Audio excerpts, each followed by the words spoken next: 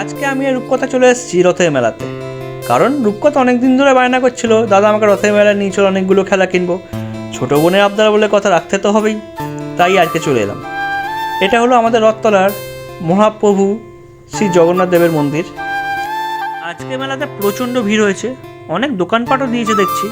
রূপকথা আমাকে নিয়ে সব দোকানে এখন ঘুরছে, দেখছে কোন দোকানে ভালো খেলনা পাওয়া যায়। যে দোকানে খেলনা পছন্দ হবে সেই দোকানে আমাকে হাত ধরে টেনে নিশ্চয়ই ঢোকাবে।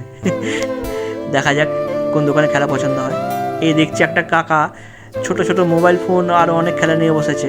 রূপকথা মোবাইল ফোনটা পছন্দ হলো, সুইচ টিপলেই গান বাজে, সেটা এখন ওকে কিনে দিচ্ছি। আমাদের সময় এই মোবাইল ফোনটা পাওয়া যেত।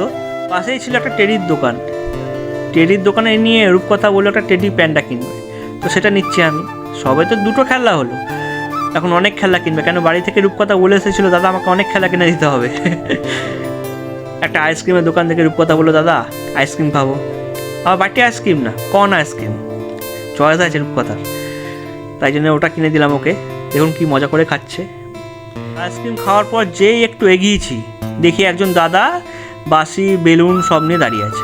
রূপকথার বাঁশিটা দেখে পছন্দ হয়ে গেল, তাই বাঁশিটা কিনেই ফেললাম। এবার বাঁশিটা বাজিয়ে প্র্যাকটিস করছে রূপকথা, দেখছে ঠিকঠাক বাজছে কিনা।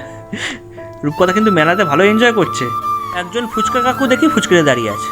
মেলাতে গেলে ছোটোবেলা থেকে আমার অভ্যাস, যদি খাবারের দোকান দেখেছি, ধরুন ফুচকা, এগরোল, আইসক্রিম, আমার এগুলো খেতে হবেই। খুব সুন্দর সুন্দর দোকান দিয়েছে। গ্রামীণ মেলাতে যেমন দোকান বসে সেসব দোকান পাটি বসেছে, খাবার দোকান, জিলিপির দোকান, বাদাম, গুড়কাঠি, সেসব দোকানগুলোই বসেছে। দূর থেকে দাঁড়িয়ে দেখি একজন ঘুগনি বিক্রি করছে, আর ঘুগনিটা দেখেই তো আমার খেতে ইচ্ছা করে গেল, তাই জন্য নিয়েই নিলাম এক প্লেট। রূপকথাকে বললাম খাবি, ও খাবে না বললো, কেন যদি ঝাল লেগে যায়, তাই জন্য খাইনি। ঘুগনি খাওয়ার পর এবার আকাশের দিকে তাকিয়ে দেখি বেশ ভালোই মেঘ করেছে।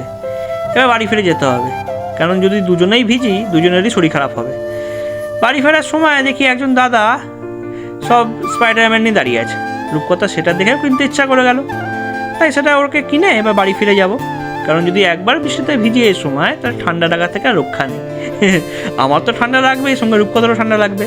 তাই আজকের মতো মেলা দেখা কমপ্লিট, এবার আমরা বাড়ি ফিরে যাব। Tata, bye bye.